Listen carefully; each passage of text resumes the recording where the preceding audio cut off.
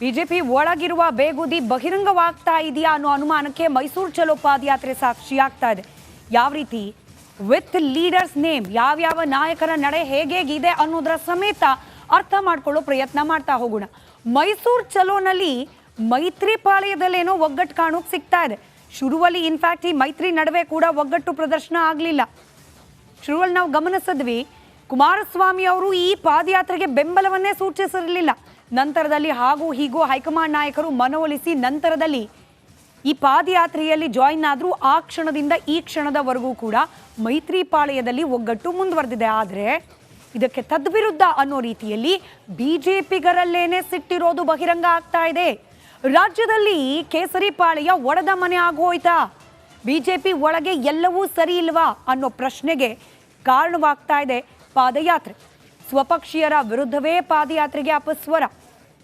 ಇಲ್ಲಿ ವಿಜೇಂದ್ರ ಅವರನ್ನ ಮೆರೆಸಲಿಕ್ಕೆ ಹಳೆ ಮೈಸೂರು ಭಾಗದಲ್ಲಿ ಅವರನ್ನ ಲೀಡರ್ ಅಂತ ಹೇಳಿ ಎಸ್ಟಾಬ್ಲಿಷ್ ಮಾಡಲಿಕ್ಕೆ ಪಾದಯಾತ್ರೆ ನಾವು ಯಾಕೆ ಹೋಗಬೇಕು ಅನ್ನೋ ಮನಸ್ಥಿತಿಯಲ್ಲೂ ಕೂಡ ಬಿಜೆಪಿಯ ಕೆಲ ನಾಯಕರಿದ್ದಾರೆ. ಇದಕ್ಕೆ ಪೂರಕ ಅನ್ನೋ ರೀತಿಯಲ್ಲಿ ಪಾದಯಾತ್ರೆ ಶುರುಗೂ ಮುಂಚೆನೆ ಒಂದು ಪ್ರತ್ಯೇಕ ಸಭೆ ಕೂಡ ನಡೆದಿತ್ತು. ರಮೇಶ್ ಜಾರಕಿಹೊಳಿ, ಯತ್ನಾಳು ಇತ್ಯಾದಿ ನಾಯಕರಲ್ಲಿ ಇದ್ದಿದ್ದು ನಿಮಗೆ ನೆನಪಿದೆ. ಹೀಗಾಗಿ ಸ್ವಪಕ್ಷದವರ ವಿರುದ್ಧವಾಗಿಯೇ ಅಪಸ್ವರವನ್ನ ಎತ್ತಲಿಕ್ಕೆ ಈ ಪಾದಯಾತ್ರೆ ವೇದಿಕೆಯಾದಂತೆ ಕಾಣ್ತಾ ಇದೆ. ಇನ್ನು ಕೆಲವರಂತೂ ಹೀಗೆ ಬಂದು ಹಾಗೆ ಹೋಗಿದ್ದಾರೆ.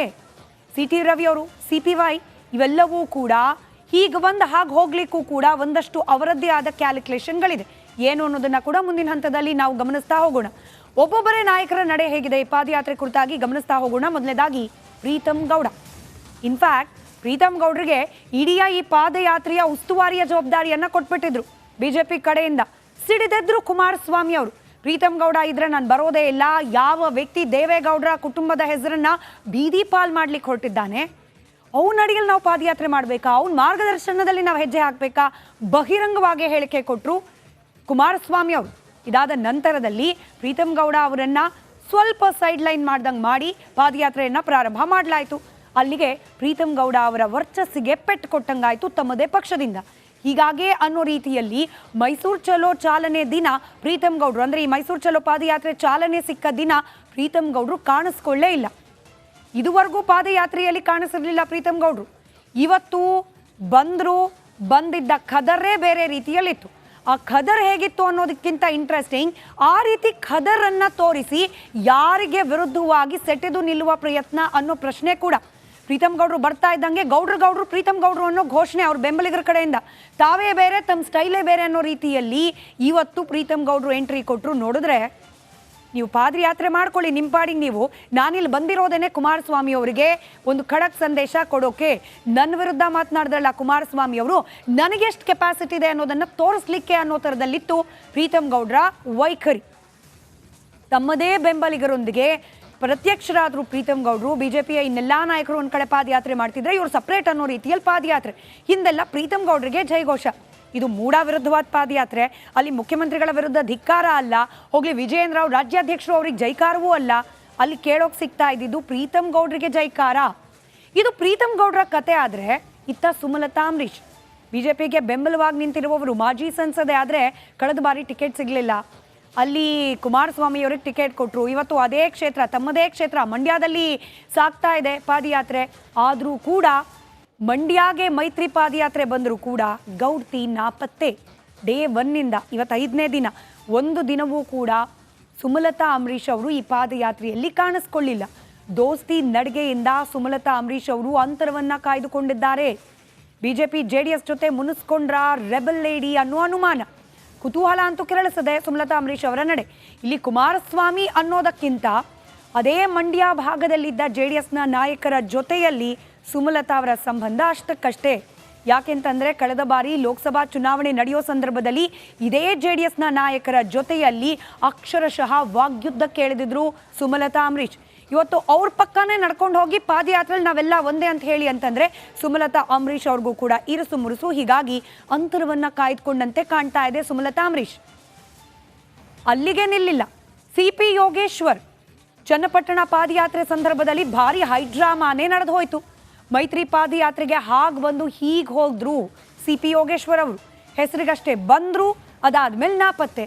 ಯಾಕೆ ಚನ್ನಪಟ್ಟಣದಲ್ಲಿ ಟಿಕೆಟ್ ಘೋಷಣೆ ವಿಚಾರಕ್ಕೆ ಸಣ್ಣದೊಂದು ಅಸಮಾಧಾನ ಕುಮಾರಸ್ವಾಮಿ ಅವರ ವಿರುದ್ಧ ಅಲ್ಲ, ಬದಲಾಗಿ ತಮ್ಮದೇ ಪಕ್ಷದ ನಾಯಕರ ವಿರುದ್ಧವಾಗಿ ಸಿಪಿ ಯೋಗೇಶ್ವರ್ ಅವರ ಮನಸ್ಸಿನಲ್ಲಿ ನಡೀತಾ ಇದೆ.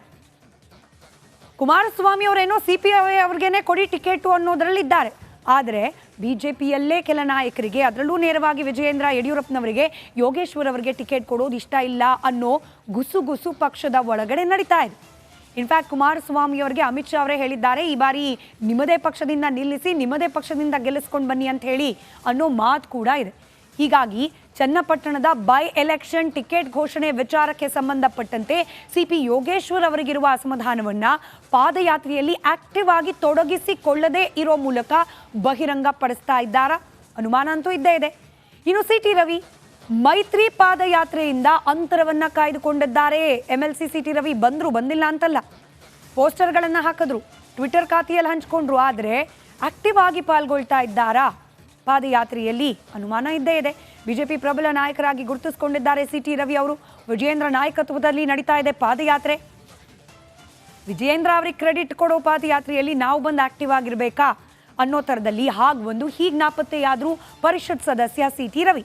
ಇದೆಲ್ಲವನ್ನ ಗಮನಿಸಿದಾಗ ಬಿಜೆಪಿಯಲ್ಲಿ ಒಗ್ಗಟ್ಟಿನ ಮಂತ್ರ ಜಪಿಸೋದನ್ನ ಅನೇಕರು ಮರೆತಿದ್ದಾರೆ ಅನ್ನೋದಂತೂ ಸ್ಪಷ್ಟವಾಗ್ತಾ ಇದೆ.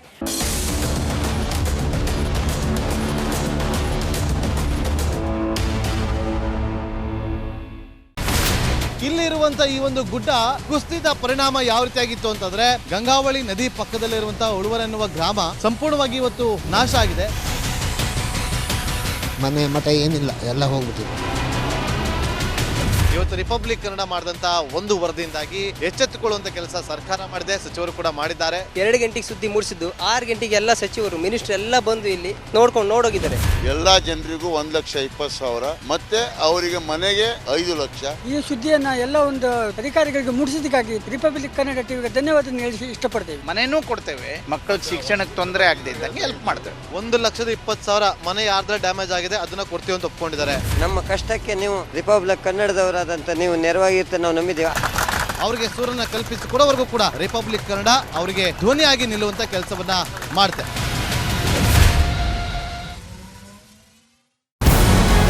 ನಮಸ್ಕಾರ, ಕರ್ನಾಟಕ ಪ್ರೈಮ್ ಟೈಮ್ಗೆ ಸ್ವಾಗತ. ನಾನು ಜಯಪ್ರಕಾಶ್ ಶೆಟ್ಟಿ. ಇಡೀ ಕರ್ನಾಡು ಇವತ್ತು ರೆಬೆಲ್ ಆಗಿ ನಿಂತಿದೆ. ಈ ಹಗರಣಗಳನ್ನು ಸದನದಲ್ಲಿ ಪ್ರಸ್ತಾಪ ಮಾಡಲು ಕೂಡ ಕಾಂಗ್ರೆಸ್ ಹಿಂದೇಟು ಹಾಕಿದ್ದೇಕೆ? ನಿಮ್ಗೆ ಸಂಬಳ ಅದಕ್ಕೆ, ನಿಮಗೆ ವಾಹನ ಅದಕ್ಕೆ, ನಿಮಗೆ ವೆಪನ್ ಅದಕ್ಕೆ, ನೀವು ಅದನ್ನು ಸರಿ ಇಡಬೇಕಾಗಿದೆ. ನೀವು ವಿದ್ಯುತ್ ಬರ ಇದೆ ಅಂತ ಹೇಳ್ತಾ ಇದ್ದೀರಿ, ಎಲ್ಲಿ ಬರ ಇದೆ ನೀವು ಹೇಳಬೇಕು. ಪಾಕಿಸ್ತಾನ್ ಆಕ್ಯುಪೈಡ್ ಕಾಶ್ಮೀರ್ ಅದು ಎಂದೆಂದಿಗೂ ನಮ್ಮದು. 40 ಮೆಷಿನ್ಗಳು ತಂದಿತ್ತು ನೋಟ್ ಎಣಿಸುವುದಕ್ಕೆ, ಅದೇ ಹಾಳಾಯಿತು. ಮಥುರಾದ ಗಲಾಟೆ ಇದೆಯಲ್ಲ, ಅದು ಸ್ಥಳೀಯವಾಗಿ ಕೂತು ಪರಿಹರಿಸಬಹುದಾದಂಥ ಕಾನೂನಿದೆ. ಗ್ಯಾರಂಟಿ ಯೋಜನೆಯಿಂದ ನಷ್ಟ ಆಗಿದೆ, ಲಾಭ ಆಗಿದೆ, ದಯವಿಟ್ಟು ಹೇಳಿ. Dawood Ibrahim most wanted criminal ಯಾವಾಗಾದ ಅಂದರೆ ಇಲ್ಲಿ ತನಕ ಭಾರತ ದೇಶದಲ್ಲಿ ಓರ್ವ ದಲಿತ ಪ್ರಧಾನಿಯಾದಂಥ ಇತಿಹಾಸವೇ ಇಲ್ಲ.